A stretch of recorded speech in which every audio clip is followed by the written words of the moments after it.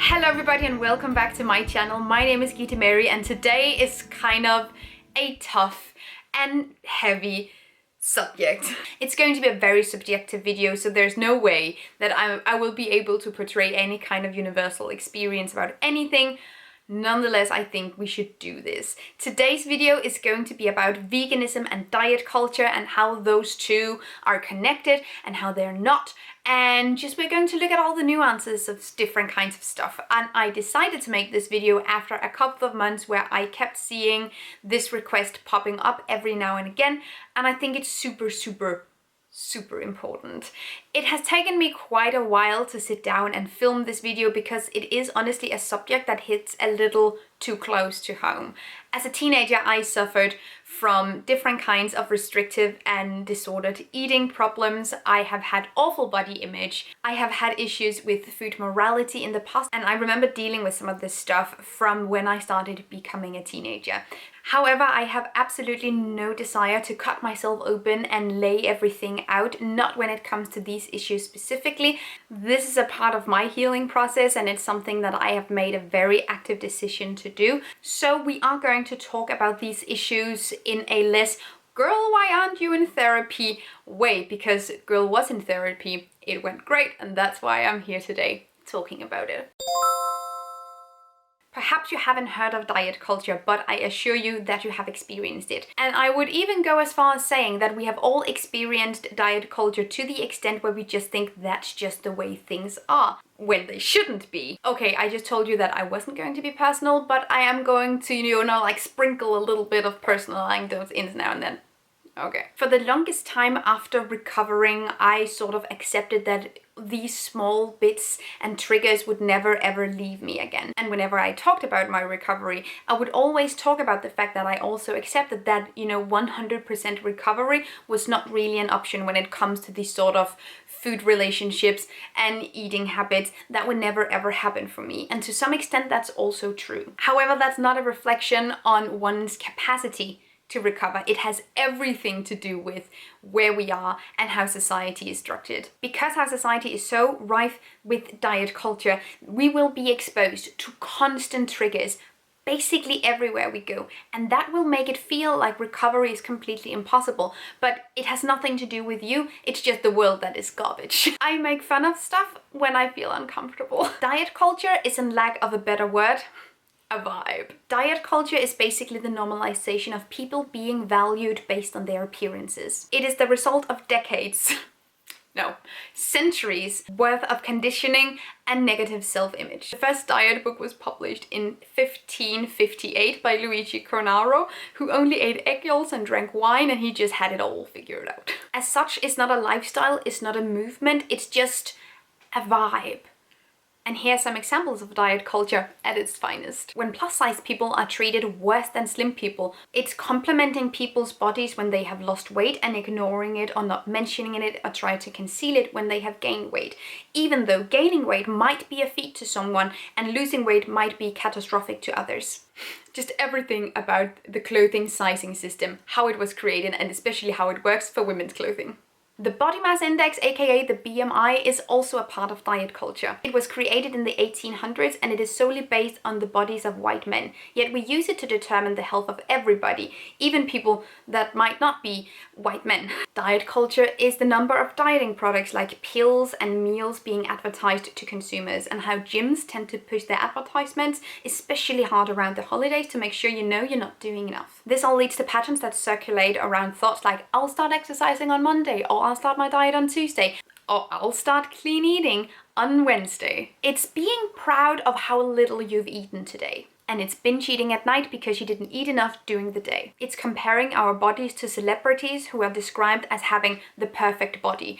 And just the general idea of something being the perfect body. It's the idea that some body types shouldn't wear certain types of clothing. It's the idea of guilty pleasure foods. It's the idea of cheat days. It's basing our self-worth on appearances by feeling superior over others because we're slimmer, or by feeling inferior because we're bigger. It's the practice of counting calories or weighing your food. It's ignoring your hunger in general and not eating enough to satisfy yourself. It's constantly weighing yourself. It's cutting out macronutrients from your diet, aka the war on carbs. It's just basically any kind of extreme fat diet program. And everything that has to do with the detox teas and juice cleanses, which is basically just starvation and calorie restriction. But where do we learn diet culture behavior? Well, first of all, we learn it from each other, from positive and negative reinforcements. We learn that we are congratulated when we do one thing and we're ignored when we do another. I have also learned diet culture from basically every teen movie I watched growing up. We learn it from social media, we learn it from magazines, and we learn it from advertisements. And don't even get me started on how so many of our internal problems were created by companies who allegedly has a product that will fix those problems for you. It's the ever-going create a problem, create a solution scheme, and it is rife in diet culture. We might also do things to ourselves with the intention of feeling good, aka losing weight, but that ends up having a negative impact on our mental health, like going on juice cleanses or completely avoiding all types of carbs. Going on juice cleanses and doing detox teas is super detrimental to your mental health because it just normalizes calorie restriction. And the thing is with detoxes and cleanses is that we have an organ, the liver, that actually does this for us. So in reality, it's just really expensive pee. And the war on carbs is equally detrimental because carbs, aka carbohydrates, is the thing that provides our body with the most energy. So we are going to need some at some point. And creating this narrative where you have to feel guilty every time you have carbohydrates, well, that's not going to work in the long run. In contrast to the war on carbs, we also have the high carb, low fat diet where restricting fat is the main component, and that is equally as problematic. So a consequence of diet culture is that you constantly have to lose weight or you have to engage with diets in order to lose weight. But is veganism a diet? Veganism is not a diet. Could you tell? That's kind of a leading question because veganism is not a diet. There are tons of words that describe people who primarily eat plants or only eat plants.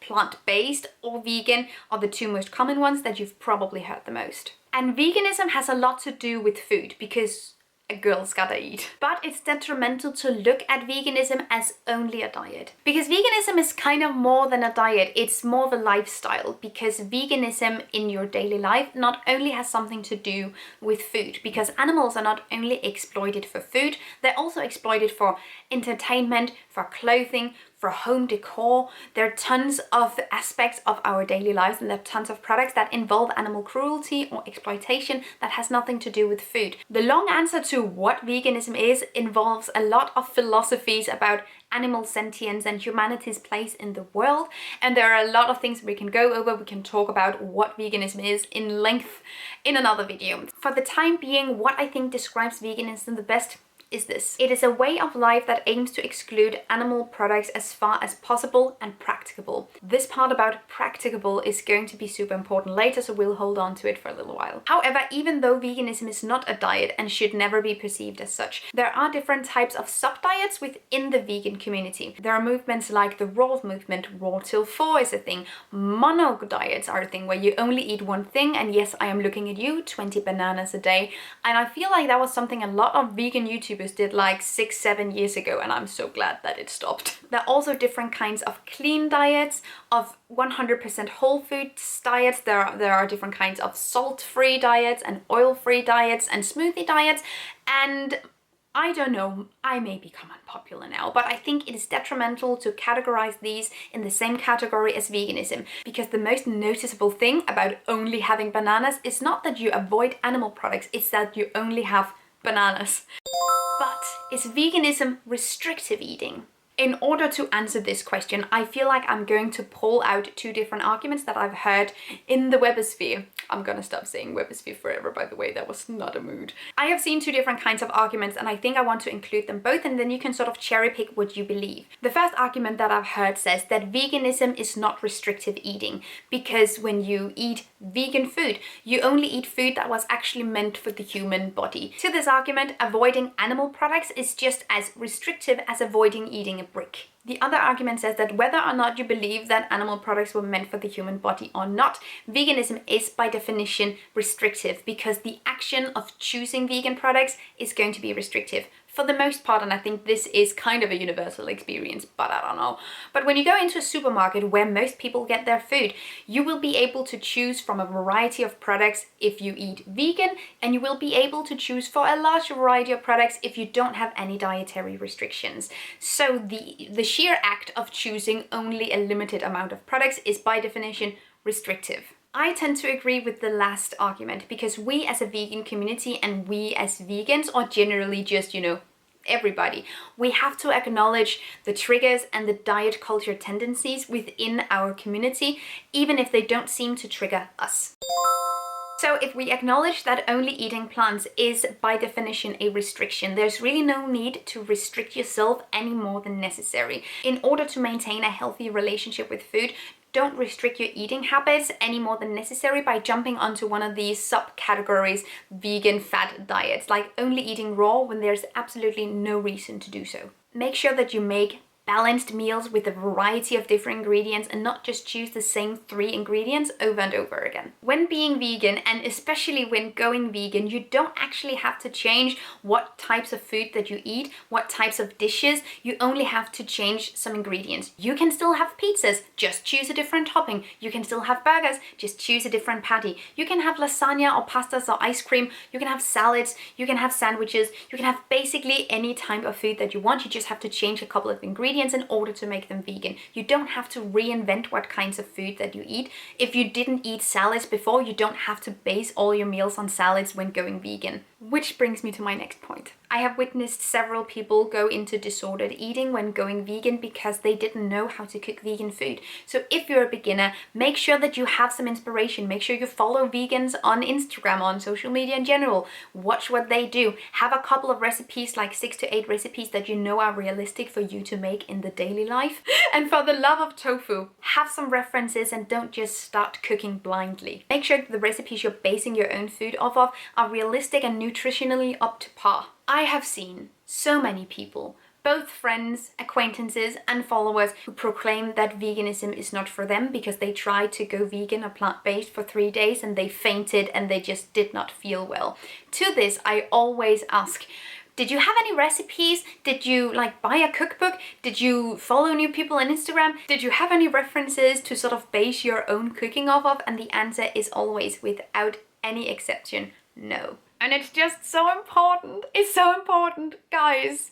I talked to someone at a party once that said that vegan food wasn't for them because she fainted after 3 days, and I asked what did she cook, and she basically just had potatoes and iceberg lettuce. That's not vegan food. I mean, it is, but it's not good vegan food. Now we're personal again, but okay. Here it is. When I was in therapy, I was told by the facility that they could not treat vegans. They could not talk to people that were vegan or followed any kind of vegetarian or vegan lifestyle.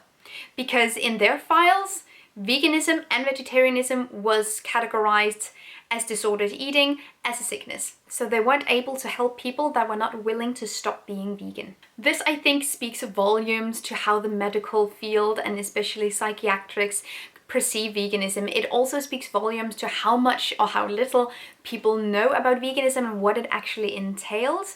But I think it is also detrimental to not mention how it also speaks volumes to how we as a community, how I see that the vegan community is so willing to promote and support people that promote awful diets, that promote awful ways of eating, like the raw movement, like only having smoothies, like having 20 bananas a day. This is all part of a way that veganism can turn into an ED for some people. If people walk healthy into veganism and walk out with EDs, we as a community has to look at ourselves and think about what we can do to change that. And this is something that to a large extent just falls on large media platforms and content creators. Now, I have talked absolutely not at all about my own weight loss on my channel, and I have gotten over the years, over the last 2 years specifically, so many comments, so many DMs, and they usually go like this. Hi G, I see that you lost some weight. I am also trying to lose weight. Can you share with me how you lost your weight? Was it easy? Did you follow a specific diet with a certain foods that you stopped eating? And what kind of exercise do you do? And guys, I have absolutely no intention of making a weight loss video, a how I lost weight video. None whatsoever. because of all the stuff we just talked about, but also because that would be incredibly uninteresting to watch, because I didn't mean to lose weight. My weight loss was not an active decision. I never lost weight as a goal. It was just a direct result of my life changing. Prior to losing weight, I was in a bad relationship. I had awful self-esteem and I was just so unhappy. But when I started to change my life, I started to feel better. I started getting more energy, which meant that I wanted to move more often, and I started going for walks, and then I went for runs. Then I started adopting the play-out mentality of exercise rather than workouts, and that sort of evolved into going to yoga, doing martial arts, going rock climbing. I also started eating better because I felt like I just wanted to. I wanted to care about myself, and that was just basically it. Yay. But I promise you, the outside change has absolutely nothing on the inside change, because that was where it all really happened. So to wrap this up, here are some general tips that you can do if you want to develop a healthy relationship with food, especially if you're new to the vegan lifestyle. First of all, unsubscribe from problematic content. Just unsubscribe from people who promote diet pills or detox teas, or people who talk a lot about cheat days or cheat meals, and people who restrict their calories or binge eat, people who do like crazy big mukbangs, if that's something that triggers you. Unsubscribe. Just completely remove it from your feed. Some of this content might be okay in smaller doses, but if we are overexposing ourselves to this stuff all the time, it will end up having a direct effect on how we perceive food. Don't ditch substitutes. I see that in somewhere in the vegan community, there is a narrative that is clean, whole food vegans are better vegans than vegans who enjoy substitutes, and that is just completely untrue. You don't have to not eat substitutes to be a good vegan. If you don't want to eat substitutes, that's completely fine, but restricting people or like guilting people into not choosing substitutes when that's something that they want or need in their specific journey, I think is a really bad idea.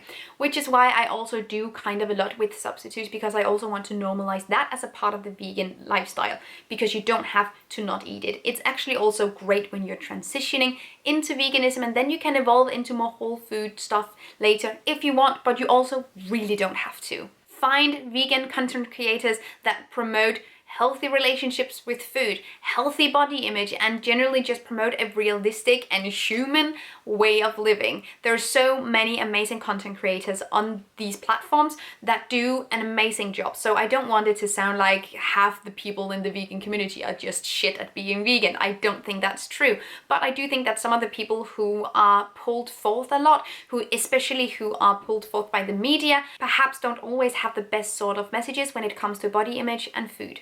So find content creators that does have amazing content that is healthy for you to consume. I also have a list down below of things to watch, read and see about veganism, and it also includes some amazing content creators that I definitely think that you should follow. This is obviously easier said than done, but don't be too obsessed with health. I know people go vegan, or people tend to change their lifestyles for different reasons. For me personally, it was the environment. For a lot of people, it's ethics, and for some people, it's health. And all three reasons are completely and utterly valid. A lot of these things that are promoted by some people in the community, like avoiding all salt, avoiding all oil, only eating clean foods, only eating whole foods, and only eating small portions, or weighing your food and counting calories, can be a slippery slope into orthorexia, which is the obsession with eating healthy or being healthy in general. And just be aware that these things might be something that affects you down the line, so make sure to have a good moderation of everything and eat a variety of foods and a balanced diet in order to not end up in that position. Become a part of fun and positive vegan communities. There are so many groups and communities on social media. I follow a vegan meme page on Facebook, and it doesn't feel like a thing that should have a huge positive impact on me, but it just does. Consuming humorous content or having fun with the lifestyle and fun with people within the lifestyle is so important, also when it comes to our relationship with food, because the food that we eat will in many cases be a direct witness to how we feel about this certain lifestyle. It will become the symbol of that lifestyle. So having fun with it is just so intensely important, I think. Stop comparing yourself to others. This is also by far easier said than done, I am well aware. It is really difficult to unlearn these things once they are in your system. But remember that especially on social media, you shouldn't ever compare someone's highlight reel to the lowest point in your day. That's just not fair for you or the people you're comparing yourself to, because that is, and I promise you, not their life. Social media can only ever be small snapshots of our daily life. It will never be a 100% correct rendition of how our lives actually work. I've had people tell me that my portions are either too small or too big. And the thing is, like, you can't ever possibly know whether or not I only ate half the food on that plate or whether or not I ate 2 servings. So just be sure to not compare yourself too much to others. Don't be too overcritical of yourself, and don't base your version of normal on someone else's. Value evidence-based scientific nutrition sources. That is just incredibly important. I talk a little bit about nutrition, but it's never from my own point of view. I always make sure that I have credible sources that can back up what I say, because I don't want to mislead anyone. There are also tons of things I don't even want to get into, where I'll simply just, like, leave the source there and then you can look at it for yourself. Because I am not a certified nutritionist, I am not a health professional, and you should really only get your health content or your health knowledge from people who are actually trained to talk about these sorts of things. I know this can be super difficult because, as we also just talked about in this video, so many people within the medical field have absolutely no idea what veganism is. So make sure that when you follow health professionals and nutritionists, you can actually find plant-based and vegan people within that field, and they are usually the ones that have actually done the work, that has done the studies, and they know so much more about it. Start being aware of diet culture habits that you do, perhaps some of the ones that I have mentioned earlier, or perhaps even more, because there are so many more that I didn't get to fit into this video. But be aware whenever you do something that might fall into this category, correct yourself and sort of like, take a mental note that perhaps don't do that the next time. And again, for the love of tofu, know your triggers. It is so much easier to be aware of what is going on in our bodies and in our mind when we know what types of things that trigger us. And that also means that we can tailor our content we consume on social media to make sure it doesn't include any of the things that can trigger us. If we are triggered into restricting our diets when we see people calorie counting, then stop following accounts that do calorie counting. Also, instead of just pushing through the things that makes you feel bad, try if you can work around it instead, and try if you can avoid it altogether. For instance, if you want to be vegan but excluding a lot of foods are terrible for your mental health, then take it a little bit at a time. No one tells you that you need to go vegan overnight, at least not on this platform, and you really don't need to. You can take it as slow as you possibly need if that's what makes it feel good for you, because you need to have your mental health with you. You need to make sure that you're taking care of yourself as well. And remember, and this is kind of in context of what we just talked about, but it's okay to take a break. If you need to take a step back and find out whether or not your restrictive eating patterns comes from restrictive eating and disordered eating, or whether or not it comes from just the fact that you are living a vegan lifestyle, it's okay to take a step back and find that out. You don't need to be 100% vegan 100% of the time if it's causing you harm, distress, or mental health issues. It's okay to take a break. I know that's not something we talk lots about on vegan channels and in the vegan community, but I think it's something that we need to talk about more. So just be sure to remember that it's okay to take a break. If you need inspiration on how to go vegan, or if you want to know more about how I went vegan, because that was a story, it took a long time, yeehaw, I have a video about my vegan journey, and you can find that down below as well. Thank you so much for watching this video. I hope that you liked it. Again, all the things I've talked about will be linked down below, including the transcript of this video. I hope that you could use this video. I hope that you liked it. If you did, leave me a thumbs up and leave me a comment down below and let me know what you think. If you're sitting there and thinking, well, she was just wrong about everything, please be nice about it. This is kind of a tough subject to talk about. And again, it's really difficult to talk about it from a universal perspective because it's so subjective. So this was this subject seen through my perspective and seen through my own lens and through my experiences. If you have completely different experiences, please let me know. If you can recognize some of these things, please let me know. Also, if you haven't already, please subscribe to this channel. We are on our way to a really big milestone and I really need your support, so thank you so much. I love you guys. Have an amazing day and take really good care of yourselves. Like, take really good care of yourselves. Until then, bye. Thank you so much for watching this video, and also a special thank you to my Patreon supporters. You guys help me create green, zero-waste content, and I love you guys. You can find the links to my social media accounts down below and the link to my Patreon on this screen. Bye!